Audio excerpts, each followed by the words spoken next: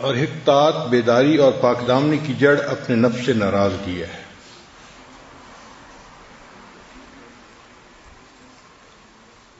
انسان کو اللہ تعالیٰ نے دو نعمتیں دی ہیں، ایک دل اور ایک نفس۔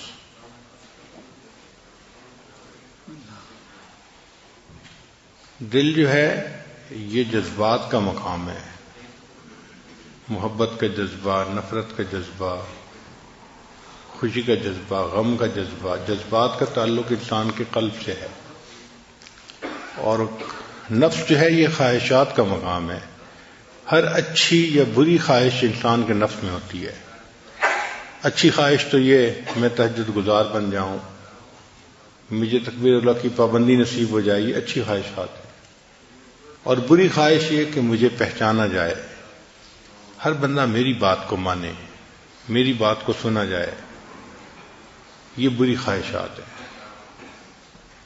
جب نفس کی اصلاح ہو جاتی ہے تو اس میں اچھی خواہشات رہ جاتی ہیں، اور اگر اس کی اصلاح نہ ہو تو فطرتاً نفس کے اندر برائی ہے۔ اللہ تعالیٰ نے ارشاد فرمایا وَنَفْسٍ وَمَا سَوَّاهَا فَأَلْهَمَهَا فُجُورَهَا وَتَقْوَاهَا۔ نفس کی قسم کھا کر فرمایا کہ اس کے اندر ہم نے فسق و فجور اور تقوی دونوں چیزوں کو رکھ دیا ہے۔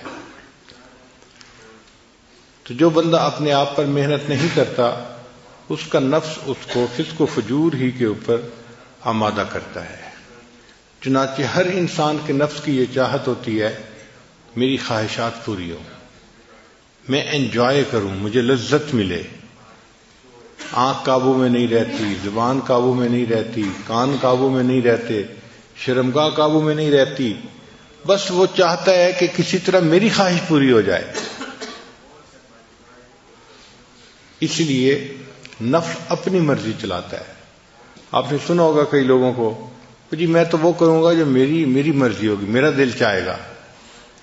جب یہ کہہ رہے ہوتے ہیں نا کہ میں وہ کروں گا جو میرا دل چاہے گا، اس کا مطلب یہ کہ میں اپنی مرضی پہ عمل کروں گا، اپنے نفس کی خواہش پہ عمل کروں گا۔ شریعت کہتی ہے کہ انسان کی مرضی کیا چیز ہوتی ہے؟ اصل تو اللہ کی مرضی ہے، تو ہمیں تو ہر حال میں اللہ کی مرضی پہ چلنا ہے، اپنی مرضی پہ نہیں چلنا، اللہ کی مرضی پہ چلنا ہے۔ اور یہی نقطہ سمجھنا ذرا مشکل ہوتا ہے۔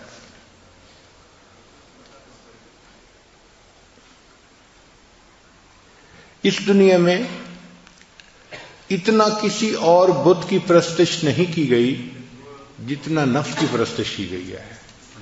اللہ کے بعد جس معبود کی سب سے زیادہ عبادت کی گئی ہے وہ انسان کا نفس ہے، اور کوئی بت نہیں ہے ایسا، انسان کا نفس ہے۔ یہ اتنا بڑا معبود ہے کہ انسانوں نے اپنے من کی پرستش کی ہے، اپنے من کی پوجا کی ہے۔ جو دل نے کہا وہ کر لیا، اس چیز کو سوچا ہی نہیں کہ شریعت اجازت دیتی ہے یا نہیں دیتی۔ اور یہی بنیاد اور فساد کی جڑ ہے کہ انسان کا نفس اتنا قوی ہو کہ جو اس کے اندر ٹیمپٹیشن ہو انسان اس کو پورا کر دکھائے۔ یہ جو ذکر و سلوک کی محنت ہے یہ نفس کو کمزور کرنے کی محنت ہے۔ اس کو کہتے ہیں نفس کو مارنا۔ مارنے سے مراد یہ نہیں ہے کہ کوئی چیز زندہ تھی اور اس پہ چھری پھیر دی وہ مر گئی۔ مارنے سے مراد یہ ہے کہ نفس کو اتنا کمزور کر دینا کہ یہ شریعت کی مخالفت کرنا چھوڑ دے، اس کو نفس کا مارنا کہتے ہیں۔ نہنگو اژدہا او شیر نر مارا تو کیا مارا۔ نہنگ کہتے ہیں کروکوڈائل کو۔ کروکوڈائل کو مارنا اتنا مشکل کام نہیں ہے، پائتھن کو مارنا مشکل کام نہیں ہے، میل لائن کو مارنا اتنا مشکل کام نہیں ہے، مشکل کام ہے اپنے نفس کو مارنا۔ نہنگو اژدہا او شیر نر مارا تو کیا مارا، بڑے موذی کو مارا نفس امارہ کو گر مارا۔ گیا شیطان مارا ایک سجدے کے نہ کرنے سے۔ شیطان ایک سجدے نہ کرنے کے اوپر مارا گیا، اس کو دربار سے دھتکار دیا، گیا شیطان مارا ایک سجدے کے نہ کرنے سے، ہزاروں سال سجدے میں جو سر مارا تو کیا مارا۔ اس نے ہزاروں سال جو سجدے کیے زمین پر تو ان کا کیا فائدہ نکلا؟ نتیجہ تو یہ تھا نا کہ ایک سجدے کے نہ کرنے پہ وہ اللہ کے دربار سے دھتکار دیا گیا۔ تو بات یہی ہے کہ ہم آج ایسی زندگی گزار رہے ہیں کہ جن کاموں میں ہمارا نفس موافقت کرتا ہے، ہم شریعت کے ان کاموں کی، ان باتوں کی پابندی کرتے ہیں، اور جس کام میں نفس مخالفت کرتا ہے تو شریعت کا حکم چھوڑ کے نفس کی پوجا کر لیتے ہیں، نفس کے پیچھے چل پڑتے ہیں۔ اور یہی چیز شرک خفی کہلاتی ہے۔ ایک ہے شرک جلی۔ شرک جلی کہتے ہیں کہ انسان بتوں کو سجدہ کرے، درختوں کو سجدہ کرے اور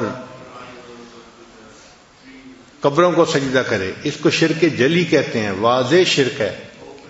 اور ایک ہے شرک خفی، چھپا ہوا شرک۔ شرک خفی کیا ہے کہ ایک طرف اللہ کا حکم آ گیا اور ایک طرف انسان کی اپنی خواہش آ گئی، تو وہ اللہ کے حکم کو چھوڑ کے اگر خواہش پہ عمل کر لیتا ہے اس نے شرک خفی کا ارتکاب کر لیا۔ یہ مشرک ہے، ابھی بھی آزاد نہیں ہے، موحد نہیں ہے، اس نے اپنے نفس کو اپنا جو ہے خدا بنایا ہوا ہے۔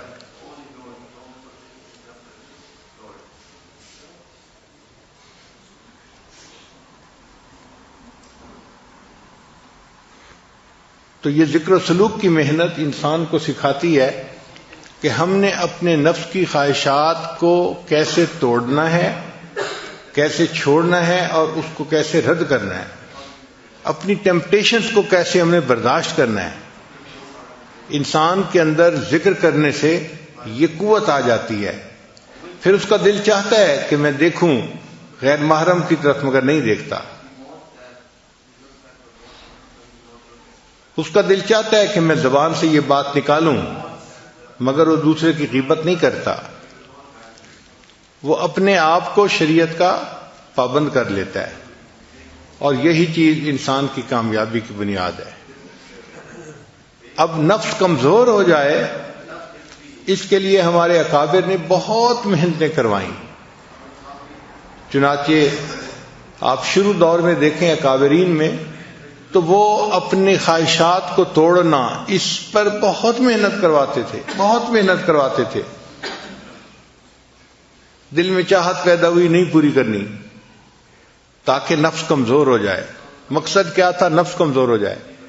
یہاں تک کہ اگر پانی کا گھڑا دھوپ میں پڑا ہے تو جی چاہا کہ اس کو اٹھا کے میں سائے پہ رکھ دوں، ٹھنڈا ہو جائے گا پانی ذرا، تو نہیں، نفس چونکہ چاہ رہا ہے میں نے ایسا نہیں کرنا، تو نہیں کرتے تھے۔ پھر کھانا نہیں کھاتے تھے۔ بعض کے بارے میں تو یہاں تک مشہور ہے کہ انہوں نے روٹی لکڑی کی بنوائی اور گلے میں لٹکا لی۔ جب بھوک لگتی تھی تو وہ لکڑی کی روٹی کو دانتوں میں چباتے تھے۔ اے نفس، تو مجھے اللہ کی مخالفت پہ جو ہے آمادہ کرتا ہے، میں تجھے کھانا کیوں دوں؟ تو کھانا ہی نہیں کھاتے تھے، اتنا مجاہدہ کرتے تھے، پانی نہیں پیتے تھے، کھانا نہیں کھاتے تھے۔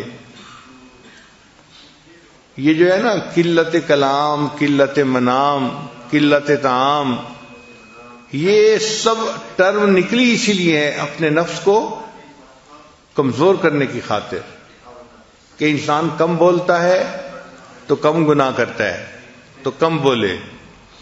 آج کل ہم زیادہ بولنے کے مریض ہیں، اس لیے ہمیں بار بار اعلان کرنا پڑتا ہے بھئی مسجد ہے، اعتکاف ہے، آپ آہستہ بولیں، آہستہ بولیں۔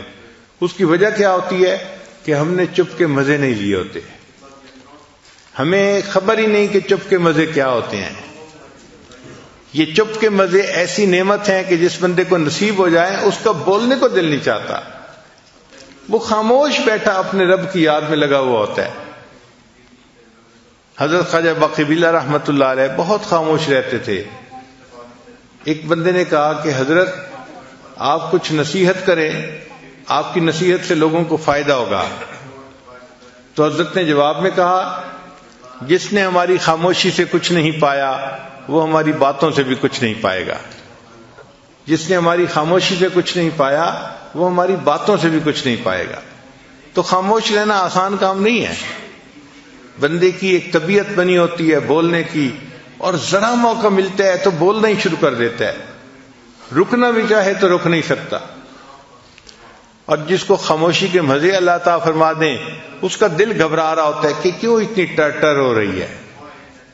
جیسے برسات کے موسم میں مینڈک ہوتے ہیں نا، تو ٹر ہو رہی ہوتی ہے، ایک آواز آ رہی ہوتی ہے مستقل، اسی طرح بندہ چپ نہیں رہ سکتا، ٹر کرتا رہتا ہے، بولتا رہتا ہے۔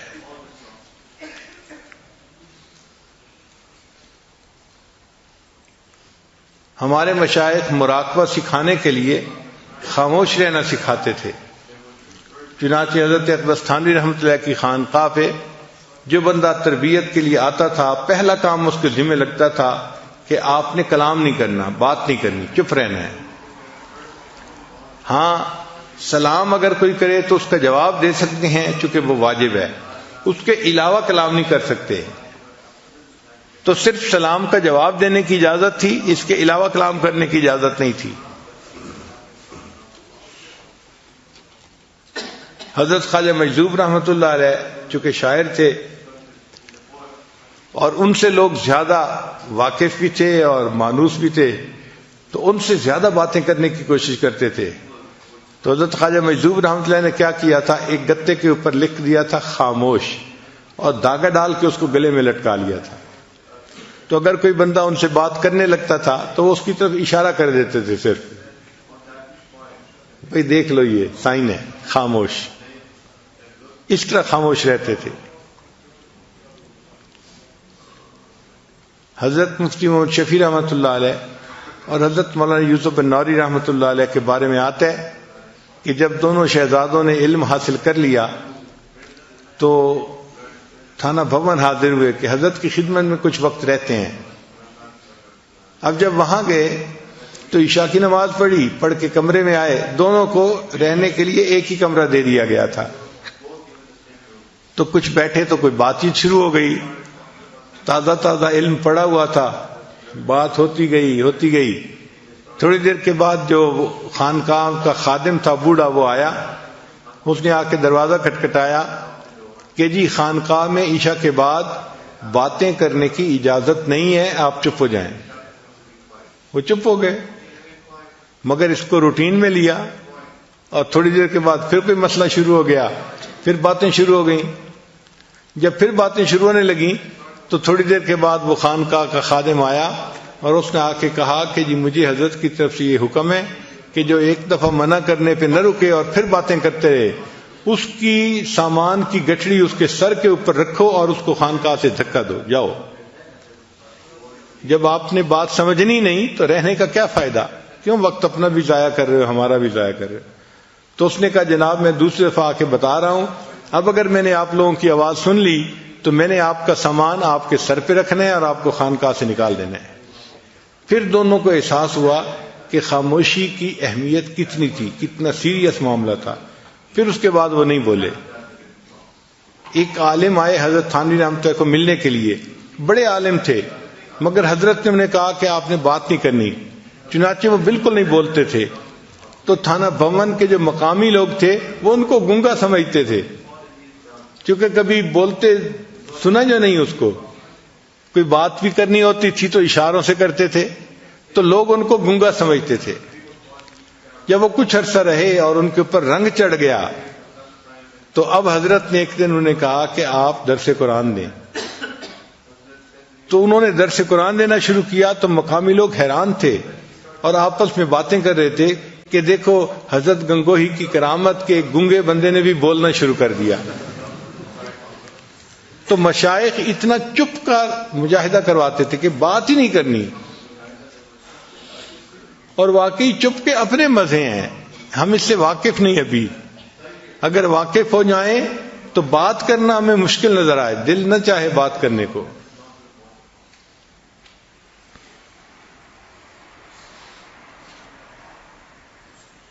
تو خانقاہوں میں جو رکھ کے محنت کروائی جاتی تھی، کم کھانا، کم بولنا، کم سونا، اس کم کا اصل مقصد یہ ہوتا تھا کہ نفس کمزور ہو جائے اور انسان کے لیے شریعت کے اوپر چلنا آسان ہو جائے، یہ شریعت پر چلنے کے راستے میں رکاوٹ نہ بنے. اس لیے اپنی خواہشات کو توڑنا یہ سب سے بڑی چیز سکھائی جاتی تھی کہ بھئی کوئی بھی خواہش دل میں پیدا ہو اس پر عمل نہیں کرنا. حضرت عبداللہ ابن عمر رضی اللہ تعالیٰ عنہ کے دل میں ایک مرتبہ خواہش پیدا ہوئی کہ میں مچھلی کھاؤں. بیمار بھی تھے، آخری وقت تھا. تو بیوی نے مچھلی بنوائی. جب مچھلی بن کے تیار ہوئی اور دسترخوان پہ لائی گئی تو اس وقت دروازے پہ ایک سائل آ گیا. اس نے کہا جی کہ مجھے اللہ کے لیے کچھ دے دو. حضرت نے وہ مچھلی اٹھا کے سائل کو پکڑا دی کہ میں نے اس کو آخرت کے لیے ذخیرہ بنا دیا. یعنی اپنی خواہش پہ عمل نہیں کرنا کہ میرے اندر چاہت جو پیدا ہوئی تھی کہ میں مچھلی کھاؤں، میں نے اپنی چاہت پہ عمل نہیں کرنا. اور آج کل تو اپنی ہی چاہت کا یعنی ماحول بنا ہوا ہے. ہر بندہ، کیا مرد اور کیا عورت، کرنا وہ ہے جو میرا دل چاہے، میرا جی چاہے. چھوٹے سے لے کے بڑے تک ایک ہی چیز ہے، اپنی خواہش پہ عمل کرنا. اس وجہ سے آج نفس اتنے موٹے ہیں کہ انسان کے قابو میں نہیں، اور ان کو کمزور کرنا ایک مشکل کام بن گیا ہے.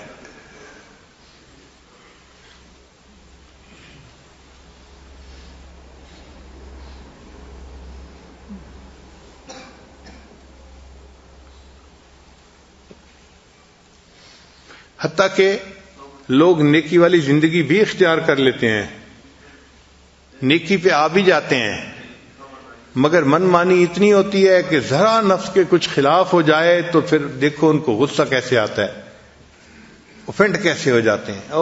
فوراً ایک ڈفرینٹ بندہ نظر آنا شروع ہو جائے گا.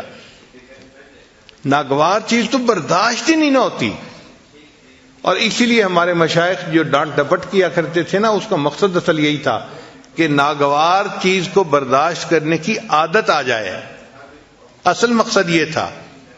اور انہوں نے فرمایا کہ اگر شیخ بلا وجہ کسی بندے کو جوتے مارے تو اس کو چاہیے کہ وہ جوتا پھر اٹھا کے اپنے شیخ کو دے.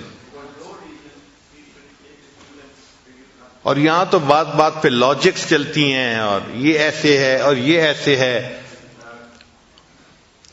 اور مقصد کیا ہوتا ہے کہ بس جو میری خواہش ہے وہ پوری ہو جائے.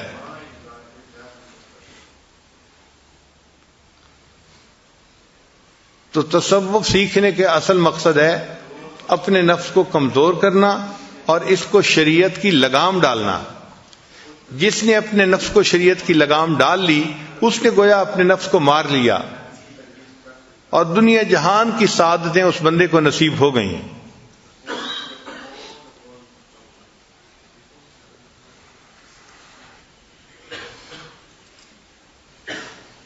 چنانچہ تمام باطنی بیماریوں کا تعلق نفس کے ساتھ ہے. جتنی باطنی بیماریاں ہیں سب باطنی بیماریوں کا تعلق انسان کے نفس کے ساتھ ہے. مثلا شہوت، اس کا تعلق نفس کے ساتھ ہے. وَلَكُمْ فِيهَا مَا تَشْتَهِي أَنفُسُكُمْ وَلَكُمْ فِيهَا مَا تَدَّعُونَ. تو دیکھا شہوت کی نسبت نفس کے ساتھ کی گئی، تو شہوت کا تعلق بھی انسان کے نفس کے ساتھ ہے. پھر خواہشات کا تعلق بھی نفس کے ساتھ ہے. وَنَهَى النَّفْسَ عَنِ الْهَوَىٰ. اور جس نے اپنی خواہشات، اپنے نفس کو خواہشات کے پورا کرنے سے روک لیا تو خواہشات کا تعلق بھی نفس کے ساتھ. پھر تیسری چیز ہے حماقت. حماقت کا تعلق بھی نفس کے ساتھ ہے. إِلَّا مَنْ سَفِهَ نَفْسَهُ. سفاہت کہتے ہیں احمق یعنی حماقت کو. تو إِلَّا مَنْ سَفِهَ نَفْسَهُ، مگر وہی کہ جس نے احمق بنایا اپنے آپ کو، تو اس کا تعلق بھی نفس کے ساتھ ہوا. پھر بخل کا تعلق بھی نفس کے ساتھ ہے. وَأُحْضِرَتِ الْأَنفُسُ الشُّحَّ. یہ جو شح ہے نا، ہرس، یہ انسان کے نفس میں ہوتی ہے. پھر حسد کا تعلق بھی نفس کے ساتھ ہے. قرآن پاک میں فرمایا حسدا من عند انفسہم، ان کے نفوس کے اندر حسد تھا. پھر تکبر بھی نفس کے اندر ہوتا ہے. لَقَدِ اسْتَكْبَرُوا فِي أَنفُسِهِمْ. تحقیق بہت تکبر رکھتے ہیں اپنے نفوس میں. یعنی تکبر بھی نفس میں، شہوت بھی نفس میں، حسد بھی نفس میں، بخل بھی. تو یہ تمام بیماریوں کا مجموعہ تو نفس میں ہو گیا. اسی لیے نفس کی اصلاح کی جو محنت ہے اسی کو تصوف تزکیہ کہتے ہیں اور تصوف کہتے ہیں. اچھا بعض لوگ پریشان ہو جاتے ہیں کہ یہ تصوف کا لفظ کہاں سے آ گیا؟ بھئی صفا سے ہے، صاف کرنا. جیسے میل ہوتی ہے اس کو صاف کر دیتے ہیں. نفس کے اوپر جو میل آئی ہوئی ہے، قلب کے اوپر جو میل آئی ہوئی ہے اس کو صاف کرنا، اس کو تصوف کہہ دیا. آپ کوئی اور لفظ بولنا چاہتے ہیں تو اور بول دیں، حقیقت کو تو نہیں نا آپ رد کر سکتے. نفس کی خواہشات کو روکنا، ان کو چھوڑنا، نفس کو کمزور کرنا، یہ وہ تعلیم ہے جو قرآن و حدیث میں دی گئی ہے، اور اس کا انکار کوئی نہیں کر سکتا. وہی بندہ جنت میں جائے گا جس نے اپنی خواہشات کو روکا. بلکہ فرمایا وَأَمَّا مَنْ خَافَ مَقَامَ رَبِّهِ، جو اپنے رب کے سامنے کھڑا ہونے سے ڈرا، وَنَهَى النَّفْسَ عَنِ الْهَوَىٰ، اور اس نے اپنے نفس کو خواہشات میں پڑنے سے روک لیا، فَإِنَّ الْجَنَّةَ هِيَ الْمَأْوَىٰ، یہ بندہ ہے جس کو قیامت کے دن جنت عطا کی جائے گی. کتابوں میں ایک عجیب واقعہ لکھا ہے کہ امام شافعی رحمۃ اللہ کے زمانے میں ایک حاکم وقت تھا جو بیوی کے ساتھ بڑے اچھے موڈ میں تھا، اور بیوی کسی وجہ سے ناراض تھی. اب یہ جتنا قریب ہونے کی کوشش کرتا وہ اتنا پیچھا دھکیلتی تھی. اب ادھر سے اصرار اور ادھر سے انکار. خیر کچھ دیر یہ محبت پیار کا اظہار کرتا رہا، لیکن بیوی چونکہ بالکل ہی رد کرتی رہی، انکار کرتی رہی، تو اس نے تھوڑا اس کے ساتھ سختی کر دی. انسان جذبات میں ہوتا ہے تو پھر سختی کر لیتا ہے. جب اس نے سختی کی نا تو وہ تو پہلے ہی غصے میں تھی، اس نے غصے میں کہہ دیا دوزخی پیچھے ہٹ. اب جب اس نے یہ کہہ دیا دوزخی پیچھے ہٹ تو اس کو غصہ چڑھ گیا، حاکم وقت سے آخر. اس نے جواب میں کہہ دیا اگر میں دوزخی ہوں تو تجھے میری طرف سے 3 طلاق. خیر وہ وقت تو گزر گیا. جب تھوڑا عقل ٹھکانے میں آئی، غصہ ٹھنڈا ہوا، تو بیوی نے بھی سوچا کہ مجھے اس کو دوزخی تو نہیں کہنا چاہیے تھا، غلط کام کیا میں نے. اور خامد نے سوچا اگر اس نے کہہ دیا تھا تو مجھے طلاق تو نہیں دینی چاہیے تھی. دونوں نے اپنی اپنی غلطی کا اعتراف کیا، مگر مسئلہ یہ تھا کہ طلاق واقع ہوئی ہے یا نہیں ہوئی. اب یہ مشروط طلاق تھی کہ اگر میں دوزخی تو تجھے 3 طلاق. تو کنڈیشنل طلاق تھی. اب فیصلہ کون کرے کہ تم جنتی ہو یا جہنمی ہو؟ یہ تو کوئی فیصلہ نہیں کر سکتا. یہ تو فیصلہ قیامت کے دن میزان پہ اعمال تلنے کے بعد ہوگا. کون جنتی ہے، کون دوزخی ہے، کون مقبول ہے، کون مردود ہے. بے خبر کیا خبر تجھ کو کیا کون ہے. جب تلیں گے عمل سب کے میزان پر تب کھلے گا کہ کھوٹا کھرا کون ہے. یہ کھوٹے کھرے کا تو پتہ قیامت کے دن جا کے چلے گا، اس سے پہلے تو نہیں چلتا. اب جس عالم سے وہ جا کے مسئلہ پوچھتے وہ عالم کہتا بھئی میں تو نہیں اس کا جواب دے سکتا. حتیٰ کہ یہ بات ٹاک آف دی ٹاؤن بن گئی. ہر بندے کی زبان پہ یہی مسئلہ کہ جی ایسا واقعہ پیش آیا ہے اور کوئی عالم اس کا جواب نہیں دے رہا. امام شافعی رحمۃ اللہ لڑکے تھے اس وقت، چھوٹی عمر تھی.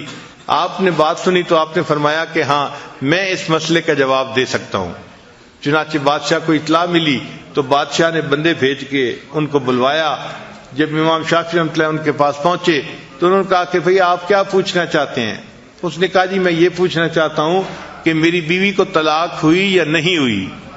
تو امام شافعی رحمۃ اللہ نے فرمایا کہ اس کے لیے میں آپ سے ایک بات پوچھوں گا نجی زندگی کے بارے میں، آپ مجھے صحیح صحیح جواب دیں پھر میں آپ کو اس کا جواب بتاؤں گا. اس نے کہا پوچھیں. امام صاحب نے کہا کہ مجھے اپنی زندگی کا کوئی ایسا واقعہ سنائیں کہ جب آپ بڑا گناہ کرنے پر قادر ہوں اور اللہ کے ڈر کی وجہ سے آپ نے گناہ نہ کیا ہو. کوئی ایسا واقعہ آپ کی زندگی میں آیا، کوئی ایسا موقع؟ تو بادشاہ نے سوچ کے کہا ہاں ایک مرتبہ ایسا موقع پیش آیا. بھئی کون سا واقعہ؟ اس نے کہا جی کہ ایک دفعہ میں دفتر سے ذرا جلدی اپنے گھر آ گیا اور جب میں اپنے کمرے میں داخل ہوا تو میرے کمرے میں جو کام کرنے والی ایک نوجوان لڑکی تھی وہ کام کر رہی تھی، یعنی بستر ٹھیک کر رہی تھی، صفائی کر رہی تھی. میں کمرے میں داخل ہوا تو میں نے کنڈی لگا دی. جب کمرے میں دیکھا تو وہ جوان لڑکی میرے بیڈ کے پاس موجود ہے. اب ذرا میں اس کے قریب ہوا تو مجھے اس کے حسن و جمال کا اندازہ ہوا. کہ وہ تو بہت ینگ لڑکی تھی اور بہت خوبصورت لڑکی تھی، تو میں نے جب اس کے حسن و جمال کو دیکھا تو میرے دل کے اندر خواہش پیدا ہوئی۔ اب اللہ نے عورت کو سمجھ دی ہوتی ہے، چنانچہ وہ لڑکی فوراً سمجھ گئی بادشاہ کے انداز سے کہ اس کے قدم اٹھانے کا انداز اچھا نہیں ہے۔ تو جب بادشاہ اس کے ذرا قریب ہوا نا تو لڑکی نے کہا یا ملک اتق اللہ، اے بادشاہ اللہ سے ڈر۔ کہتے کہ جب اس نے یہ الفاظ کہے تو میرے دل پر ان الفاظ کا ایسا اثر ہوا کہ میں نے اس کو کہا کہ اچھا تم یہاں سے چلی جاؤ، میں تمہیں ہاتھ بھی نہیں لگاتا۔ چنانچہ وہ لڑکی جو تھی تقیہ نقیہ تھی، پاک صاف تھی، وہ وہاں سے چلی گئی اور بادشاہ جو تھا اس نے اپنا کمرہ پھر لاک کر لیا، اپنا کام کر لیا۔ کہنے لگا کہ یہ ایک ایسا موقع تھا، اگر میں اس لڑکی کے ساتھ بدکاری کرنا چاہتا تو کوئی مجھے پوچھنے والا نہیں تھا، چونکہ میں بادشاہ تھا، میرے پاس موقع تھا، پھر تنہائی تھی، پھر میں نے کمرہ لاک بھی کر لیا تھا، مگر اللہ کے ڈر سے میں نے اس گناہ کو چھوڑ دیا۔ یہ ایک ایسا موقع آیا ہے کہ میں نے ایک گناہ کو اللہ کی رضا کے لیے چھوڑا۔ تو جب اس نے یہ واقعہ سنایا تو امام شافعی رحمۃ اللہ نے فرمایا کہ ہاں میں فتویٰ دیتا ہوں کہ تو جنتی ہے اور تیری بیوی کو طلاق نہیں ہوئی۔ اب یہ بات جب باہر نکلی تو علماء حیران کہ بھئی یہ فتویٰ کیسے انہوں نے دے دیا گیا، یہ کون بندہ ہے جو جنت کی ٹکٹیں بیچ رہا ہے، جنت کی ٹکٹیں الاٹ کر رہا ہے، یہ کون ہے؟ تو امام شافعی رحمۃ اللہ سے پوچھا گیا، ان کا دیکھو بھائی یہ فتویٰ میں نے نہیں دیا، یہ فتویٰ قرآن پاک میں خود اللہ تعالیٰ نے عطا فرمایا ہے۔ انہوں نے پوچھا کون سا؟ انہوں نے آیت پڑھی وَأَمَّا مَنْ خَافَ مَقَامَ رَبِّهِ، اور جو بندہ اپنے رب کے سامنے کھڑے ہونے سے ڈر گیا، وَنَهَى النَّفْسَ عَنِ الْهَوَىٰ، اور اس نے اپنے نفس کو خواہشات میں پڑنے سے روک لیا، فَإِنَّ الْجَنَّةَ هِيَ الْمَأْوَىٰ، اس کا ٹھکانہ جنت ہے۔ تو قرآن فیصلہ دے رہا ہے کہ اس کا ٹھکانہ جنت ہے۔ جب وہ جنتی ہے تو اس کا مطلب ہے اس کو طلاق نہیں ہوئی اس کی بیوی کو۔ تو بات ایسی ہے، اگر ہم اپنی خواہشات نفسانی کو روکیں گے، اس کے بدلے اللہ تعالی ہمیں اپنی رضا عطا فرمائیں گے، ہمیں جنت عطا فرمائیں گے۔ چنانچہ یہ چیز ذہن میں رکھیں کہ جس کام میں نفس کی لذت ہوتی ہے اس میں روح کی جو ہے تنزلی ہوتی ہے، اور جس کام میں نفس کی تنزلی ہوتی ہے اس کام میں روح کی ترقی ہوتی ہے۔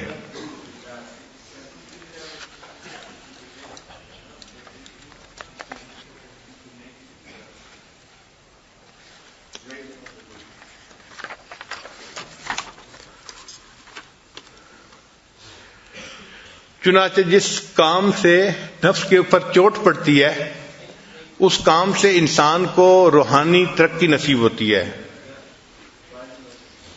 اور جس چیز سے نفس کو لذتیں مل رہی ہوتی ہیں اس سے انسان کی روحانی تنزلی ہوتی ہے۔ کہتے ہیں کہ حضرت بایزید بستامی رحمۃ اللہ کو ایک مرتبہ خواب میں اللہ تعالیٰ کی زیارت نصیب ہوئی۔ خواب میں زیارت کا نصیب ہونا یہ ممکن ہے، بزرگوں نے لکھا ہے کتابوں میں۔ تو انہوں نے اللہ سے پوچھا اے اللہ کیف اصل الیک، میں آپ تک کیسے پہنچ سکتا ہوں، میں آپ تک پہنچنا چاہتا ہوں، اے اللہ میں آپ تک کیسے پہنچ سکتا ہوں؟ تو رب کریم نے آگے سے جواب دیا اے میرے پیارے دع نفسک و تعال، تو اپنے نفس کو چھوڑ دے اور میرے تک آ جا۔ اس لیے بایزید بستامی رحمۃ اللہ فرمایا کرتے تھے کہ جنت 2 قدم ہے، اکثر محفلوں میں فرماتے تھے جنت 2 قدم ہے، جنت 2 قدم ہے۔ تو کسی نے کہا کہ حضرت آپ کیسے کہتے ہیں کہ جنت 2 قدم ہے؟ آپ نے فرمایا پہلا قدم اپنے نفس پہ رکھ لو، تمہارا دوسرا قدم جنت پہ پہنچ جائے گا۔ تو پہلا قدم نفس پہ رکھنا پڑتا ہے تب نفس مرتا ہے، ورنہ نہیں نفس مرتا۔ اور یہ ذہن میں رکھنا کہ ہمارا بدترین دشمن ہمارا اپنا نفس ہے۔ حدیث پاک ہے اعداء عدوک نفسک التی بین جنبیک، کہ تم اپنے نفس سے دشمنی رکھو، وہ نفس جو تمہارے جو ہے وہ پہلو کے درمیان میں ہے، وہ تمہارا سب سے بڑا دشمن ہے۔ ہم اپنے نفس کو پالنے میں لگے ہوتے ہیں اور نفس ہمیں جہنم میں دھکے دینے میں لگا ہوتا ہے۔ اور یہ نفس ایسا مکار ہے کہ اس کا مکر شیطان سے بھی زیادہ۔ آپ دیکھیں کہ شیطان نے آدم علیہ السلام کو سجدہ نہ کیا، اس نے اللہ کی نافرمانی کی، تو سوال پیدا ہوتا ہے کیوں نافرمانی کی؟ اس وقت تو کوئی اور شیطان نہیں تھا جس نے اس کو ورغلایا ہو، تو اس نے کیوں سجدہ نہیں کیا تھا؟ تو علماء نے لکھا ہے اس وقت شیطان تو کوئی اور نہیں تھا مگر اس کے نفس نے اس کو ورغلایا. تو نفس وہ بدبخت ہے، بدکار ہے کہ جس نے عزازیل کو شیطان بنوا دیا. یعنی شیطان کو شیطان بنوانے والا جو گرو گنٹھال ہے وہ نفس ہے. تو نفس جو ہے یہ زیادہ بڑا دشمن ہوا.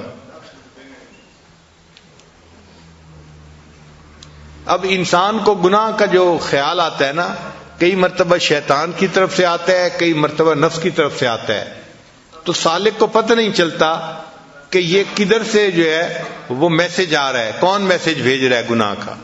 تو ہمارے بزرگوں نے اس کو کھول دیا. وہ فرماتے ہیں کہ جب گناہ کا کوئی خیال آئے اور بار بار اسی گناہ کا تقاضا ہوتا رہے کہ یہی گناہ کرنا ہے، تو سمجھ لو کہ یہ نفس کی طرف سے ہے. کیونکہ نفس کی مثال ضدی بچے کی طرف سے ہے. وہ ایک چیز اگر منہ سے نکال دیتے ہیں نا تو کہتے ہیں کہ بس مجھے وہی چاہیے، مجھے وہی چاہیے. تو نفس بھی اسی طرح ہے کہ ایک مرتبہ جو خیال آ گیا گناہ کا، یہ بار بار اسی خیال کے اوپر وہی خیال دل میں لاتا رہتا ہے. اور اگر شیطان کسی کے دل میں گناہ کا خیال ڈالے اور بندہ اس کو رد کرے تو شیطان اس گناہ پہ جمع نہیں رہتا، یہ پھر دوسری آپشن بھیج دیتا ہے. اچھا یہ نہیں ہو سکتا تو چلو یہ کر لیں، اچھا یہ نہیں ہوتا تو چلو یہ کر لیں. دوسری آپشن، تیسری آپشن، چوتھی آپشن. مقصد اس کا یہ ہے کہ کہیں نہ کہیں گناہ کی تشکیل ہو جائے اس کی. اگر ایک میں نہیں ہوتی تو دوسرے میں، نہیں ہوتی تو تیسرے میں. تو اگر آپ کے ذہن میں گناہ کا خیال آئے اور آپ اس کو روکیں اور روکنے پر گناہ کی آپشن نئی سے نئی آتی رہے تو آپ سمجھ جائیں کہ یہ میسج شیطان بدبخت بھیج رہا ہے. اور اگر اسی گناہ ہی کا ذہن کے اندر جو ہے وہ خیال رہے تو آپ سمجھ لیں کہ یہ میرا نفس ہے جو میرے ساتھ مکاری کر رہا ہے.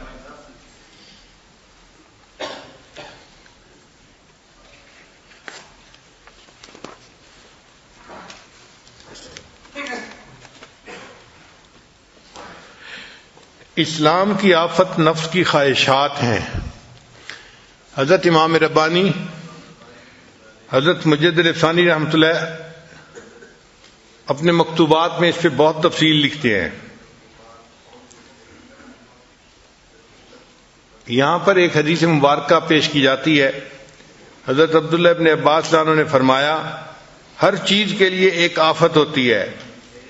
علم کے لیے بھول جانا ایک آفت ہے، عبادت کے لیے سستی کرنا آفت ہے، عقل کے لیے غرور کرنا آفت ہے، برتن کے لیے بھاری پن آفت ہے، تجارت کے لیے جھوٹ بولنا آفت ہے، سخاوت کے لیے فضول خرچی کرنا آفت ہے، خوبصورتی کے لیے عجب اور تکبر آفت ہے، دین کے لیے ریاکاری آفت ہے، اور خواہش نفسانی اسلام کے لیے آفت ہے.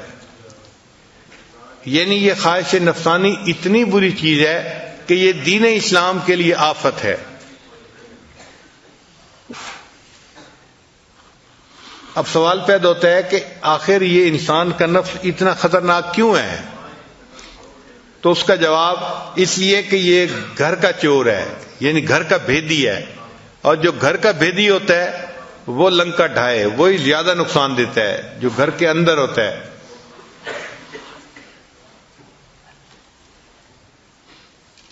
پہلے زمانے میں ہل چلاتے تھے تو دو بیل ہل میں جوتے تھے، ایک اندر کی طرف ایک باہر کی طرف. جب چکر لگاتے تھے تو ایک اندر چکر لگاتا تھا، ایک باہر چکر لگاتا تھا. آج کل تو ٹریکٹر آ گئے ہیں، معاملہ ہی دوسرا ہو گیا. ایک بزرگ کھڑے تھے تو انہوں نے دیکھا کہ اچانک وہ جو کسان تھا نا اس نے اندر والے بیل کو مارنا شروع کر دیا. تو اس نے پوچھا بھئی تم باہر والے کو نہیں مار رہے، اندر والے کو کیوں مارتے جا رہے ہو؟ اس نے کہا کہ اس نے ٹاپا مارا ہے. ٹاپا مارنا کہتے ہیں کہ آپ ہل چلا رہے ہیں پھر کوئی چیز جگہ درمیان میں زمین کی چھوڑ کے، یعنی روٹین سے ہٹ کے جگہ چھوڑ کے آگے چلے جانا، اس کو ٹاپا کہتے ہیں. اور جب بھی وہ ٹاپا مارتے ہیں تو اندر والا بیل جو ہے نا وہ بدماشی کرتا ہے، جس کی وجہ سے کچھ زمین خالی رہ جاتی ہے، ورنہ تو روٹین میں چلتا رہتا ہے سلسلہ. تو جس طرح انہوں نے پھر فرمایا کہ میاں اگر بیل نے ٹاپا مارا تم اس کو اتنا مار رہے ہو، جو تمہارا نفس ٹاپے مار رہا ہے، اگر اللہ نے تجھ سے پوچھ لیا تو تمہارا کیا بنے گا؟ تو ہم بھی جو گناہ کرتے ہیں وہ ہمارا نفس ٹاپے مار رہا ہوتا ہے، ہمارا نفس ہمیں مکاری کے ساتھ گناہ کی طرف متوجہ کر رہا ہوتا ہے.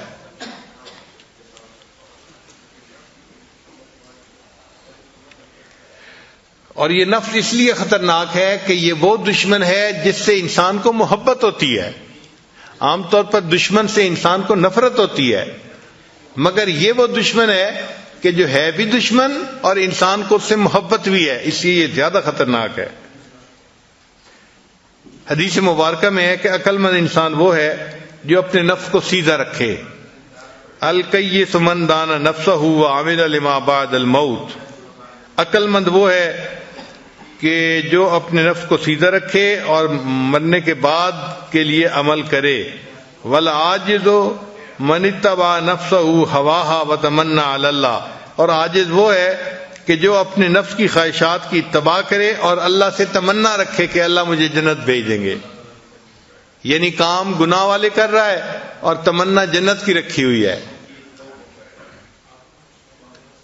ایک حدیث پاک میں ہے کہ طاقتور انسان وہ ہوتا ہے جو اپنے نفس کو سیدھا رکھے. ان الشدید، جو طاقتور ہوتا ہے وہ کون ہوتا ہے؟ اور ایک حدیث پاک میں ہے کہ اصل مجاہد وہ ہوتا ہے جو اپنے نفس سے لڑتا ہے. المجاہد من جاہد نفسہ فی طاعت اللہ. مجاہد وہ ہوتا ہے جو اپنے نفس کے ساتھ اللہ کی رضا کے لیے مجاہدہ کرتا ہے. ایک حدیث پاک میں ہے کہ متقی وہ ہے جو نفس کو شدید محاسبہ میں رکھے. چنانچہ میمون بن مہران اللہ فرماتے ہیں، میمون بن مہران رحمۃ اللہ فرماتے ہیں کہ انسان اس وقت تک متقی نہیں بن جاتا جب تک کہ وہ اپنے نفس کو شدید محاسبے میں نہ رکھے.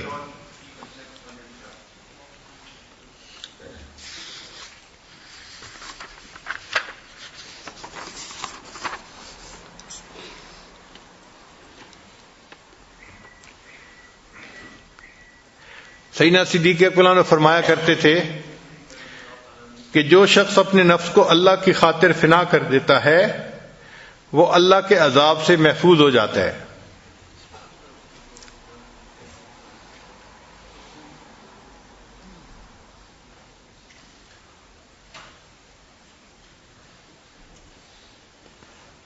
حضرت عمر بن عبد العزیز رحمۃ اللہ علیہ فرمایا کرتے تھے کہ افضل اعمال نفس کی مخالفت ہی کی وجہ سے کیے جا سکتے ہیں.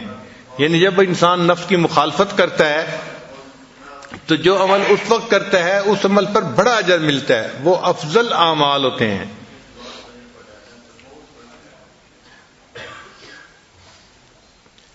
جو بندہ اپنے نفس کی خواہشات کی پیروی کرتا ہے اللہ تعالیٰ اس سے نیک اعمال کی توفیق چھین لیتے ہیں.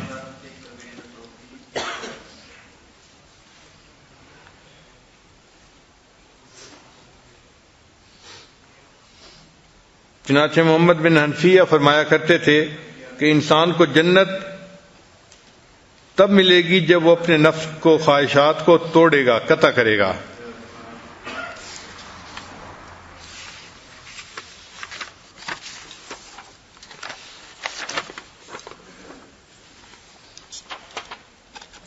اس لیے ہمارے مشائخ نے کہا ہے کہ جہاد کا آغاز اپنے نفس سے کرو.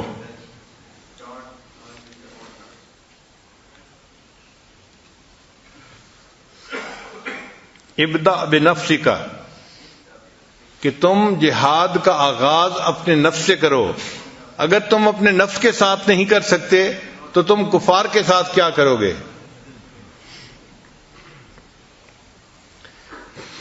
مکتوبات شریفہ کی عبارات سنیں.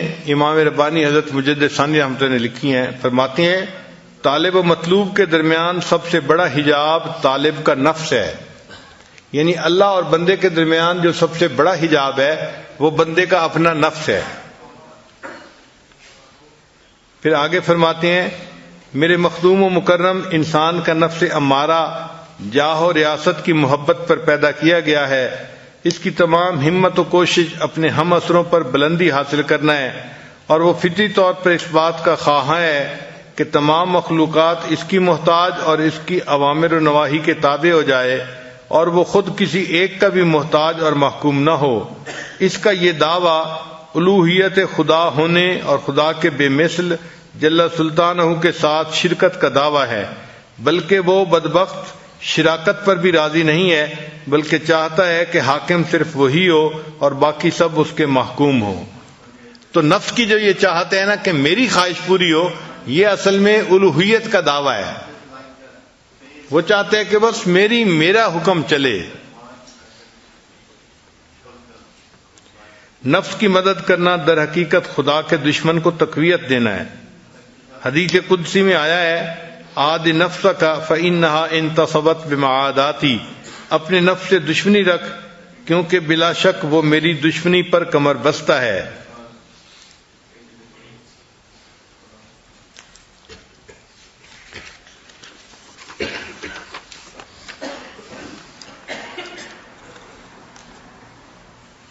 چنانچہ فرماتے ہیں کہ نفس کی شرارت ابلیس کی شرارت سے زیادہ ہے۔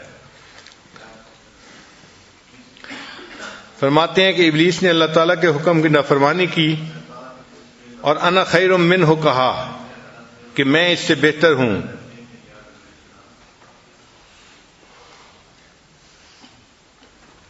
لیکن پھر اس نے جب بنی آدم کو بہکایا تو شیطان نے انسان کو بہکانے کے بعد اس سے اپنی برات ظاہر کی کہ انی بریء منک انی اخاف اللہ رب العالمین، یعنی شیطان بدبخت نے انسان سے اللہ کی نافرمانی تو کروائی، لیکن کروانے کے بعد شیطان نے برات اپنی ظاہر کر دی کہ میں بری ہوں، وہ ڈر گیا اللہ سے۔ لیکن نفس ایسا باغی ہے کہ اس نے کہا انا ربکم الاعلی، اور اس پر وہ نہ نادم ہوا نہ پریشان ہوا اور نہ اس سے اس نے برات کا اظہار کیا۔ اس سے پتہ چلا کہ نفس کی شرارت زیادہ ہے بنسبت ابلیس یعنی شیطان کے۔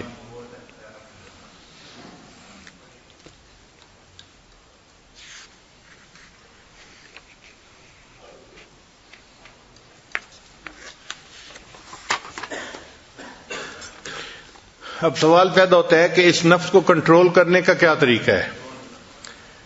تو 3 باتیں بڑی اہم ہیں۔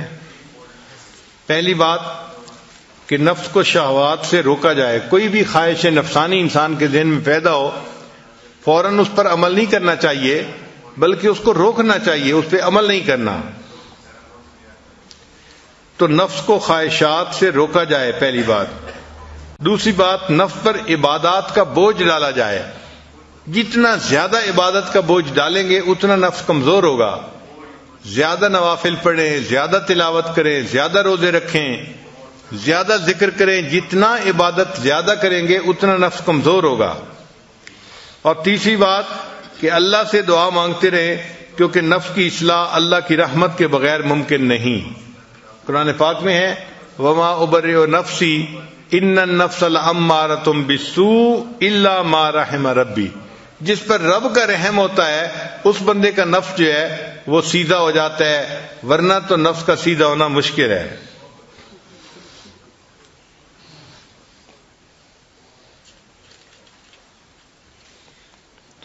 حضرت اقدس تھانوی رحمۃ اللہ نے فرمایا کہ نفس کی اصلاح کے لیے 3 کام بہت اہم ہیں۔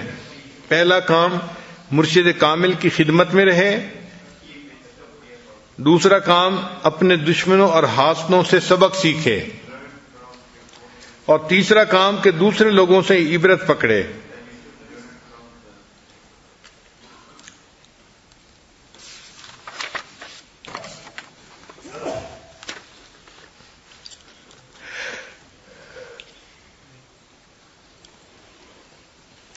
امام رحمانی حضرت مجدد ثانی رحمۃ اللہ نے ایک عجیب تفصیل کی ہے۔ وہ فرماتے ہیں کہ شریعت کا جو حکم ہے وہ نفس کی انانیت کو توڑتا ہے۔ شریعت آئی ہی اسی لیے ہے کہ نفس کو پامال کرے اور اللہ کو ہی معبود حقیقی انسان بنائے۔ انبیاء نے آ کے وہی طریقہ سکھایا کہ جس طریقے پر چل کر انسان اپنے نفس کی مکاری سے بچ سکتا ہے اور اپنے اللہ کے پسندیدہ بندوں میں شامل ہو سکتا ہے. تو فرماتے ہیں کہ اس لیے جو مجاہدے ہم اپنی مرضی سے کرتے ہیں اس سے نفس کمزور نہیں ہوتا بلکہ اور موٹا ہو جاتا ہے. وہ سمجھتا ہے کہ میرے جیسا تو کوئی اور ہے ہی نہیں، جتنا نیک میں ہوں کوئی اور اتنا نیک ہی نہیں ہے. اور وہ فرماتے ہیں کہ ہر کام جو سنت کے مطابق کیا جائے تو اس سے نفس پامال ہوتا ہے. لہذا بہترین طریقہ اپنے نفس کو کمزور کرنے کا کہ ہر چھوٹے اور بڑے کام میں سنت کی اتباع کی جائے. کھانے میں، پینے میں، لباس میں، گفتار میں، کردار میں، چلنے پھرنے، ہر کام میں، ہر چھوٹے اور بڑے کام میں سنت کی پیروی کرنا، اس سے نفس زیادہ کمزور ہوتا ہے. فرماتے ہیں انبیاء علیہ الصلوات و تسلیمات کی بعثت سے مقصود اور شرعی احکامات میں حکمت کی وجہ یہی ہے کہ نفس امارہ عاجز اور خراب ہو جائے، کیونکہ شرعی احکامات نفسانی خواہشات کو دور کرنے کے لیے وارد ہوئے ہیں. جس قدر شریعت کے مطابق عمل کیا جائے گا اسی قدر نفسانی خواہشات زائل ہوتی جائیں گی. یہی وجہ ہے کہ خواہشات نفسانی کو دور کرنے میں شرعی احکامات میں سے ایک حکم بجا لانا ان 1000 سالہ ریاضتوں اور مجاہدوں سے بہتر ہے جو اپنی طرف سے کیے جائیں. بلکہ یہ ریاضتیں اور مجاہدے جو روشن شریعت کے مطابق واقع نہیں ہوئے نفسانی خواہشات کو اور قوت دینے والے بن جاتے ہیں. برہمنوں اور جوگیوں نے ریاضتوں اور مجاہدوں میں کمی نہیں کی، لیکن ان میں سے کوئی چیز ان کے لیے فائدہ مند نہیں ہوئی، اس لیے کہ ان کے مجاہدے ان کی مرضی کے مطابق تھے. ان کے مجاہدوں نے ان کی نفس کی تقویت دی اور ان کے سوا ان کو کچھ حاصل نہ ہوا. فرماتے ہیں مثلاً زکوٰۃ کی ادائیگی میں جس کا کہ شریعت نے حکم دیا ہے 1 دینار خرچ کرنا نفس کے خراب اور ذلیل کرنے میں اپنی مرضی سے 1000 دینار خرچ کرنے سے زیادہ فائدہ مند ہے.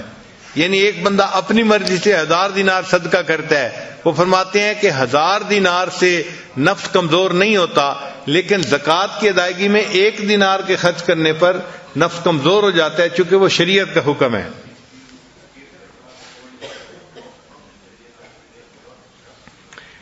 اس لیے فرماتے ہیں کہ عید الفطر کے دن کھانا کھانا اس سے نفس کمزور ہوتا ہے، اور اپنی مرضی سے پورا سال نفلی روزے رکھنا اس سے نفس کمزور نہیں ہوتا، کیونکہ وہ اپنی مرضی تھی اور یہ اللہ کے حکم کی فرما برداری تھی.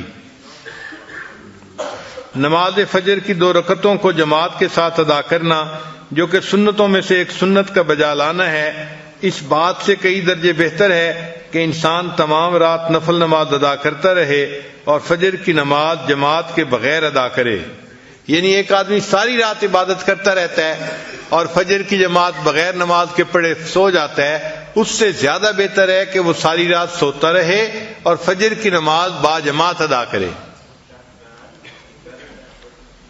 غرضے کہ جب تک نفس کا تزکیہ نہ ہو اور دماغ سرداری کے مال خولیہ کی پلیدی سے پاک نہ ہو، نجات محال ہے. اس مرض کے دور کرنے کی فکر ضروری ہے تاکہ ایسا نہ ہو کہ اس مرض میں ابدی موت آ جائے.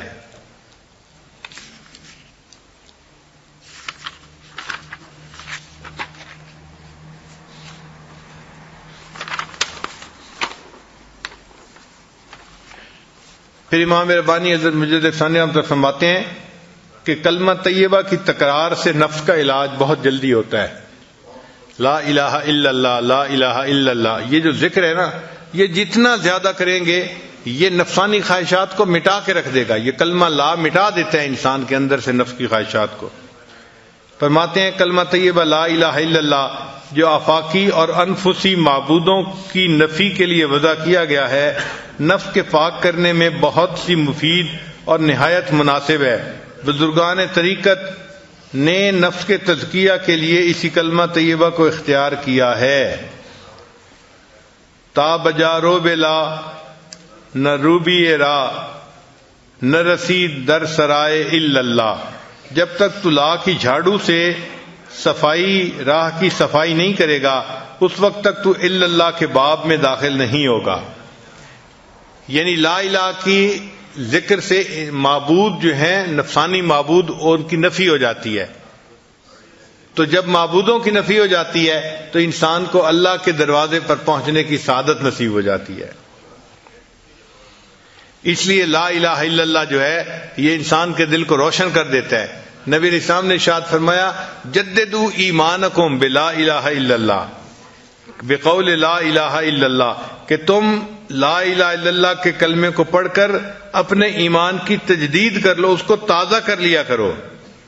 اس لیے اپنے ایمان کو تازہ کرنے کے لیے سالکین کو بتایا جاتا ہے کہ وہ دن میں کم از کم 5000 مرتبہ لا الہ الا اللہ پڑھیں تاکہ ان کا ایمان تازہ رہے.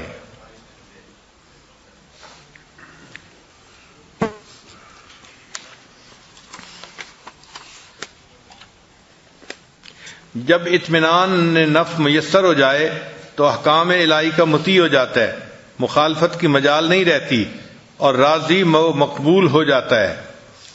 یہ چیز ذہن میں رکھیے کہ ایک ہے نفس امارہ جو ہر حال میں گناہ ہی کرواتا ہے، اس کو نفس امارہ کہتے ہیں. ایک ہے نفس لوامہ، وہ نفس جو گناہ تو کروا دیتا ہے مگر بعد میں بندے کو ندامت ہوتی ہے. ہم میں سے اکثر لوگ نفس لوامہ والے لوگ ہیں کہ ہم گناہ بھی کر لیتے ہیں بعد میں پچھتاتے بھی ہیں کہ ایسا نہیں کرنا چاہیے تھا. اور ایک ہے نفس مطمئنہ. نفس مطمئنہ اس کو کہتے ہیں کہ وہ اتنا کمزور ہو جاتا ہے کہ شریعت کی مخالفت چھوڑ دیتا ہے بلکہ شریعت کے اوپر متفق ہو جاتا ہے، وہ نفس مطمئنہ ہو جاتا ہے. ایسے وقت میں مکروہات شرعیہ مکروہات طبعیہ بن جاتی ہیں. جن چیزوں سے شریعت نے کراہت کی انسان کا دل بھی اس سے کراہت کرتا ہے. یہ اولیاء کاملین کو مقام نصیب ہوتا ہے. اللہ کرے کہ ہمیں بھی یہ مقام نصیب ہو جائے، نفس مطمئنہ نصیب ہو جانا. لیکن جب نفس مطمئنہ نصیب ہو جاتا ہے تو اس وقت پھر انسان شریعت کی حقیقت کے اوپر عمل کرتا ہے.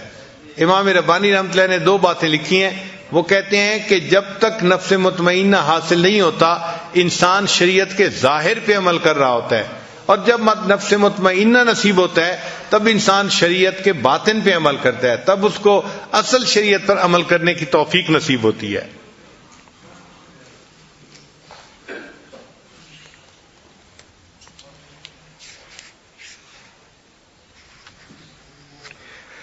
اور اس پر دلیل بڑی پیاری لائے ہیں. امام ربانی فرماتے ہیں کہ نبی رسول نے ارشاد فرمایا لا یؤمن احدکم حتی یکون ہواہ تابعا لما جئت بہ.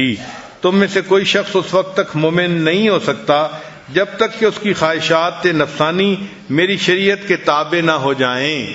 تو جب خواہشات شریعت کے تابع ہو جاتی ہیں تو پھر انسان کا نفس مطمئنہ بن جاتا ہے. فرماتے ہیں کہ نفس مطمئنہ کے نصیب ہونے پر انسان کو اسلام حقیقی میسر ہو جاتا ہے. اور اس پر اللہ فرماتے ہیں یا ایتھا النفس المطمئنہ ارجعی الی ربک راضیۃ مرضیہ فادخلی فی عبادی وادخلی جنتی. انسان کو جب فنائے قلب حاصل ہوتی ہے تو ولایت صغریٰ کا مقام ہے. فنائے قلب کا حاصل ہونا ولایت صغریٰ کا مقام ہے، اور فنائے نفس کا حاصل ہونا یہ ولایت کبریٰ کا مقام ہے. جب نفس کی فنا نصیب ہوتی ہے تب انسان کو ولایت کبریٰ کا مقام حاصل ہو جاتا ہے. تو اس لیے فنائے نفس کو حاصل کرنے کے لیے خوب محنت کرنی چاہیے.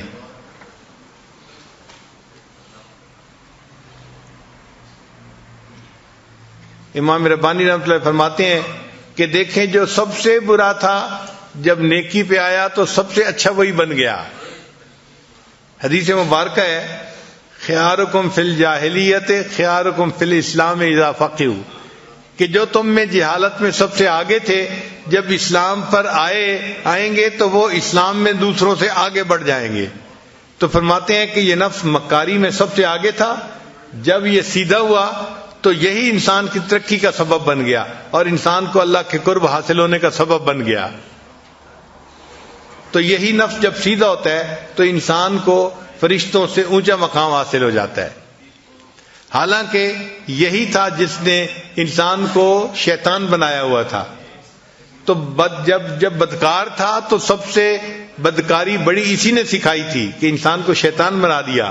جب سیدھا ہوا تو یہی نفس جو تھا انسان کی ترقی کا سبب بن گیا اور انسان کو اس نے فرشتوں سے اوپر مقام عطا فرما دیا. یعنی ذکر کرنے سے اور اتباع سنت کرنے سے ایک ایسا مقام آ جاتا ہے کہ جہاں نفس شریعت کی فرمانبرداری پہ آمادہ ہو جاتا ہے اور وہ شریعت کی مخالفت چھوڑ دیتا ہے. اس کو نفس مطمئنہ کہتے ہیں اور ہم اللہ سے اس نفس مطمئنہ کے حصول کی دعائیں کرتے ہیں.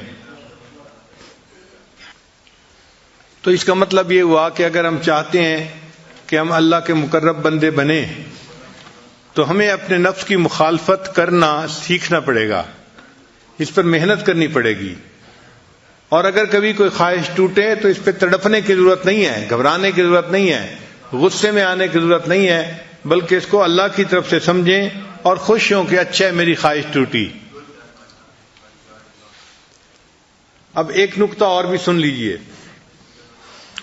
کہ اگر انسان کا نفس مطمئنہ بن جائے تو اب تو وہ نفس مطمئنہ بن گیا، کیا اس کے بعد انسان اپنے نفس کی پیروی کر سکتا ہے؟ جواب، اس کے بعد بھی نہیں کر سکتا. یعنی نفس کی پیروی نفس مطمئنہ حاصل ہونے کے بعد بھی نہیں کرنی ہی نہیں نفس کی پیروی. یہ نقطہ سمجھیں. کوئی یہ نہ کہے کہ جی اب تو میرا نفس مطمئنہ بن چکا لہذا اب جو جی میں آ رہا ہے میں اس کو پورا کر لوں. ایسا نہیں کر سکتے. نفس کی پوری زندگی مخالفت کرنی ہے اور اللہ تعالیٰ بندے سے نفس کی مخالفت کرواتے رہتے ہیں. اس کی نفس کی خواہشات کو توڑتے رہتے ہیں. اچھا ایک نقطہ اور بھی سمجھ لیجئے کہ قرآن مجید کی آیت ہے وَلِمَنْ خَافَ مَقَامَ رَبِّهِ جَنَّتَانِ، کہ جو رب کے سامنے کھڑے ہونے سے ڈر گیا اس کے لیے 2 جنتیں. تو مفسرین نے اس کے 2 طرح کے ترجمے کیے ہیں. بعض مفسرین نے ترجمہ یہ کیا ہے کہ ایسے بندے کو اللہ تعالیٰ جنت میں 2 محل عطا فرمائیں گے. یہ ایسا ہی ہے جیسے ایک بندے کا ایک گھر لاہور میں ہوتا ہے، ایک کراچی میں ہوتا ہے، ایک اسلام آباد میں ہوتا ہے، تو 2 گھر ہوتے ہیں اس کے. اللہ تعالیٰ بھی اس کو 2 جنتیں عطا فرمائیں گے. ایک اس کو ایک جگہ گھر حاصل ہوگا اور دوسرا اس کو ہو سکتا ہے نبی علیہ السلام کے قدموں میں اللہ گھر عطا فرما دے. تو 2 گھر اس کو ملیں گے جو اپنے نفس کی خواہشات سے بچ جائے گا. اور بعض مفسرین نے ترجمہ کیا ہے کہ نہیں، اس کا ترجمہ یہ ہے کہ اس کے لیے 2 جنتیں ہیں، ای جنت الدنیا و جنت الآخرہ. اللہ اس کی دنیا کو بھی جنت کا نمونہ بنا دیں گے اور آخرت میں اس کو تو جنت عطا فرمائیں گے ہی صحیح.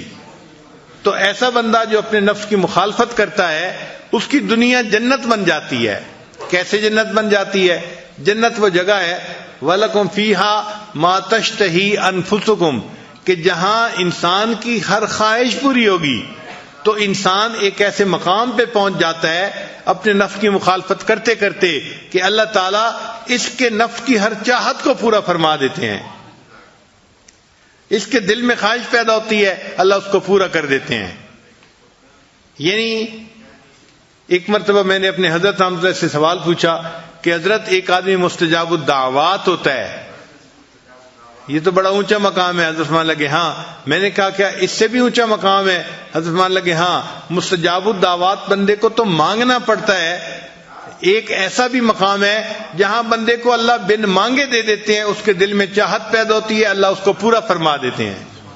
ایک مقام اس سے بھی اونچا ہے اور یہ اللہ مومن کو عطا فرماتے ہیں کہ مومن کے دل میں چاہت پیدا ہوئی، اللہ اس کو پورا کر دیتے ہیں. کسی مقام کی طرف اشارہ کیا علامہ اقبال نے، خودی کو کر بلند اتنا کہ ہر تقدیر سے پہلے خدا بندے سے خود پوچھے بتا تیری رضا کیا ہے. اللہ بندے سے پوچھتے ہیں میرے بندے تو کیا چاہتا ہے. چونکہ یہ بندہ نفس کی تمام خواہشات کو توڑ چکا، اب اللہ اس کی خواہشات کو پورا کرنا چاہتے ہیں تو اللہ نے اس کی دنیا کی زندگی کو اس کے لیے جنت بنا دیا. چنانچہ اللہ اس کی خواہشات کو پورا کر دیتے ہیں.